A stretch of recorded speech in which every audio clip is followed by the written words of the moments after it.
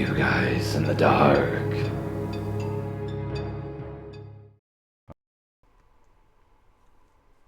So far out of my life, I've had a few scary things that happened to me that all seem to happen around the last 2 years. But before I tell you my incidents, I'll give you detailed descriptions about me and the area that I live in. My name's Adrian.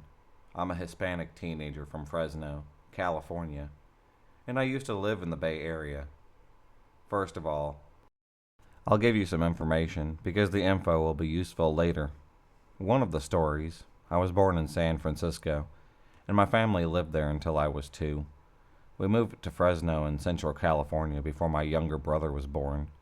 I can straight up tell you right off the bat that Fresno is one of the most ghetto places that you'll live, at least outside of the Los Angeles area.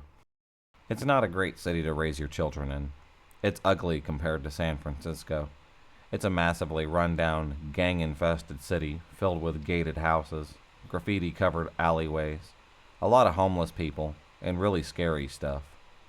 Every day you get the usual news of someone getting robbed at gunpoint, shot, stabbed, fucked up murders of innocent kids by gangs, or just flat out some weird stuff.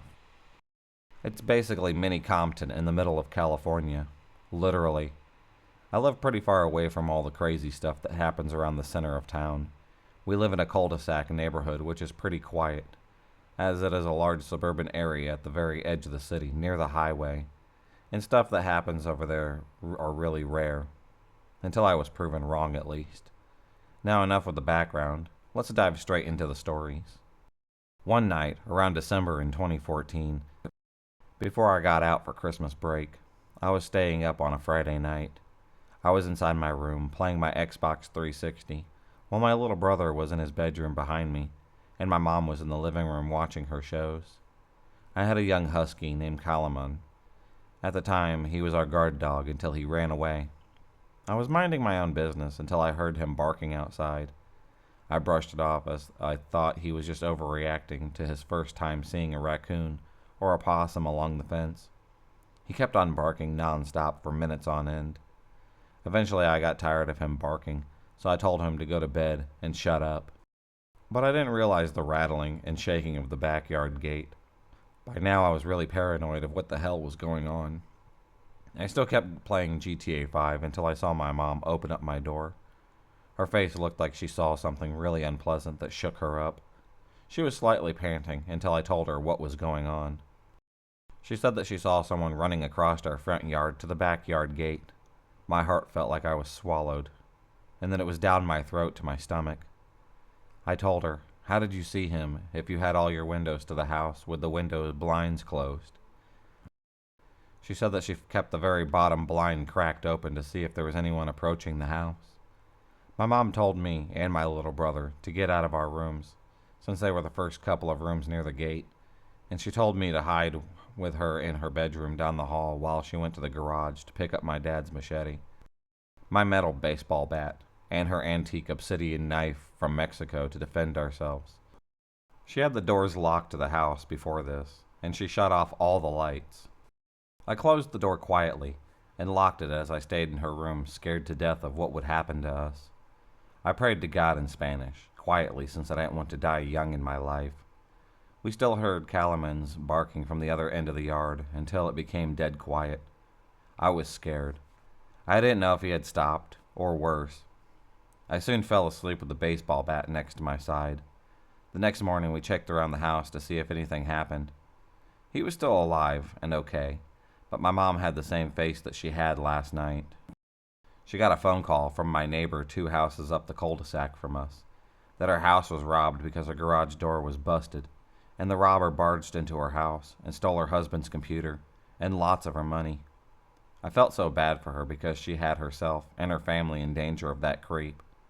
From then on, my mom gave us a weapon to defend ourselves if this happens again. The second scary incident happened the next year in early 2015, around winter or spring. I was done finishing my game, and I decided to watch some TV with my mom to keep her company. It was around 9:50 p.m. until we got a ring from the doorbell. At first I knew it couldn't be my dad, Dad does come home around this time during the weekend when he comes back from working as a semi-truck driver. He usually works all week going up as far north as Salt Lake City, Utah, just for us to have food on the table. And second, he always had a way of ringing the doorbell so that we can recognize him. But I knew this wasn't my dad. Mom told me to stay on the sofa as she walked to the door. She said in her gentle voice, trying to be polite as possible, "Hello? Is anyone there?" From the other side, I heard a chilling response from the other side of the front door. An old, shaky, and unfamiliar voice called from the other side. It's me. I'm your neighbor. I need something. Can you let me in your house?" Mom and I were scared shitless, as we knew our neighbors really well in our area, and this man didn't sound familiar at all. I looked through the blinds, and I saw a filthy-looking, supposedly homeless man who looked like he was in his early 50s. He had baggy dark eyes, and he was shaking like he was a twitchy mouse. He looked like a heavy meth head. When my mom responded, "What neighbor?" the creepy guy didn't say shit after her question. I can tell he looked like a complete dumbass compared to my mom's sharp wit. My mom responded back, annoyed and bothered to the stupid shithead. "Go away from our house, or I'll call the cops to arrest you. There's no business for you to be here. Go away." My mom isn't an asshole when it comes to people at her door, but if it's a sketchy person, that she can easily sniff them out. The man quickly and aggressively tried to come in by jiggling the doorknob, but he looked too weak to even push the door open. Eventually he gave up, and we heard the creep's footsteps hastily and clumsily walk away from our door and our house. I knew it was some sort of creepy homeless dude just by the sound of his voice. I'm not saying all the homeless people are creepy, but he was definitely strange, and he wanted to come in our house at 10 o'clock at night and possibly do something to us that was unpleasant. I could easily tell the difference between an innocent homeless person who asked for money to buy food and a deranged one who wanted to harm someone to get the money, because I live in the Tenderloin neighborhood in San Francisco, where it ran heavy with homeless people. But the homeless usually all live in downtown and San Fresno, which are far away, and it's really rare to even see them up here. But luckily my mom wasn't stupid to this kind of bullshit. But the scary stuff doesn't seem to end for me. It doesn't always seem to go away here in Fresno. Across the cul-de-sac from me, there's a house that looks like it's in good condition. However, the person that lives there is really freaky to me. His car seems to always never be used at all, like it hasn't been driven or touched, in years at least. And he has his windows shut, and his door is closed. The worst part, he never steps a single footstep, not even a full step out of his house. Anyways, it was around 1:20 in the afternoon. I was going into my junior year at high school. I was ready to practice driving out on a rural field, roads outside of Fresno with my dad. As soon as me and him started walking out the garage to my grandpa's Toyota Camry, we saw what I suppose was the dude from the house, standing outside. He was wearing a black hoodie jacket with the hood over his head. He had dirty old jeans, and he was facing his car, downwards to the floor. He just freakishly stood there like a statue, not even moving a single muscle. My freakometer was ringing. I walked to my grandpa's car with my dad and prepared to drive out of our street. I told my dad in Spanish, "Who was that? The neighbor, or is it someone who's looking for trouble?" Dad responded to me in Spanish that he wasn't sure. He told me not to look at him, as I made a U-turn around the cul-de-sac to get out. I slightly moved my eyes to go look at him, and he looked back at me. He barely had visible eyes. I was really scared. He looked at me like he had some weird intention. My dad scolded me for not paying attention.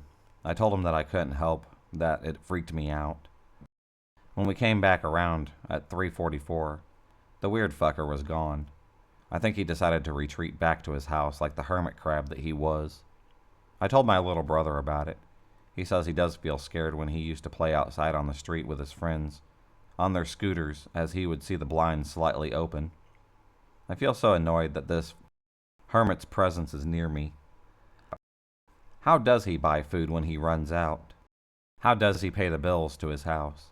I personally want to smash the pedophile's head out with my bat. And just recently this Monday, I saw him sitting slouched like a hunchback on his walkway to his door with his hoodie covering up his face, while I was taking out the garbage bins. He just seemed to stare at me with a blank expression, like if that was his intention. I locked the backyard gate, and I sped walking to the garage and shut it closed. He always made me feel so uneasy. I just hope that the city moves, or relocates him somewhere else. I thought everything that was creepy would stop, but it suddenly shifted over to my little brother. We'll call him Yzma. A few months ago in October, coincidentally, Yzma had gotten repetitive calls from an unknown number when he got his first phone. He said that the number would call him twice, or even 5 times a day. This was very unusual, and I told him that I'll block the number for him. I was pissed that I found out I couldn't block an unknown number. And FYI, Yzma's phone was an iPhone 5S. After this, I told him firmly that if the number calls him when I'm around, I will talk to this moron. 3 days passed. I was with my mom to go pick Yzma up from school. He came over, and I hugged him and kissed him. Don't mind that. Passionate love for your family members is strong in Mexican or Hispanic heritage. I told him, "How was your day?" He replied back to me, "It went great," but I looked at Yzma's face. He looked scared and nervously shy. I told him, "¿Qué pasa? Did that stupid number call you again?" He said to me in a nervous voice, "Well, yes, that number called 3 times. One during my second period, and the next during 4th period, and the last one was at lunch." Our conversation was interrupted by the rumbling of Yzma's phone. I grabbed the phone and said, "Hello? Who is this?" All I heard on the other side of the call was a faint breathing. I instantly hung up and said to Mom, "Madre, that unknown number was someone." Mom had said, "Well then, who is it?" I said back chillingly. All I heard was breathing. My mom had looked like she jumped for a second while she was driving. She said that if the creep calls again, to have me or Dad pick up and answer the call. I nodded. The next day on Saturday, I was helping Dad in the backyard when Yzma opened his window and told me to come over, that the man was calling him yet again. I ran over to my brother's window, and I picked up the phone. I said pissed off, "Hello? Who the fucking hell are you?" The raspy voice of an old man that sounded like he was in his 50s said back, "I'm trying to look for my kid. Have you seen him? All I want is my kid. He's a naughty little boy." I looked at the gate to see if someone was looking at me. There's no one. I raged back at him, "Listen, you sick fuck. There's no kids that you are missing. Don't call this number back again, or I'll fuck you up and make you look like an accident." Just before I was about to say some more, I heard laughing, and the man hung up immediately. I'm not an asshole, but he sounded like he wanted to kidnap my little brother. He was 12, and I was 16. I hugged my brother and told him that I'll hurt the man if he ever lays a finger on him. He appeared to be stalking my little brother while he was at school. The next day on Sunday, me, Yzma, and Dad and Mom were all going to go eat. We decided to go to a nearby Wendy's until you guessed it. The sick guy called him yet again. By this time, I was pissed beyond belief. I told my dad in Spanish. Again, Dad speaks more Spanish, but he knows a good amount of English. "Papi, this cabron was calling Yzma for weeks. Can you deal with this pendejo?" I dealt with him, and it doesn't seem to stop. Dad said yes. I gave him the phone. I looked around if anyone was sketchy, was tailgating us. The pedophile was saying the same shit that he said to me. Dad said yes, and I gave him the phone. The pedophile was saying the same shit that he said to me. Dad's alarm bell was ringing, and he said sternly and angrily, "Listen, pal, I have no clue who you are, but please stop fucking calling this number." The dumbass constantly tries to interrupt my dad. No, listen, you stupid fuck. Don't call this fucking number, or I'll have the police deal with you. And me personally. Shut up. Okay. Have a nice day. The pedophile stopped calling Yzma ever since then, and I'm glad. Thank you, Dad, for telling the pedophile to screw off. So those are my 4 stories. Right after I graduate high school, I plan on moving and going to college in San Francisco, where I feel more at home and a lot more safer. I honestly hate Fresno's violent and creepy atmosphere compared to the bustling safety of San Francisco. And up to this day, I still live in paranoia of my surroundings. So I guess your lesson from me is from that we live in a world with really scary and sick-minded people. Even though we may not like them, they're always going to share this world with us, whether we like it or not. Stay safe, people. And to the burglar, the creepy-ass homeless man, the hermit crab neighbor, let's never meet again.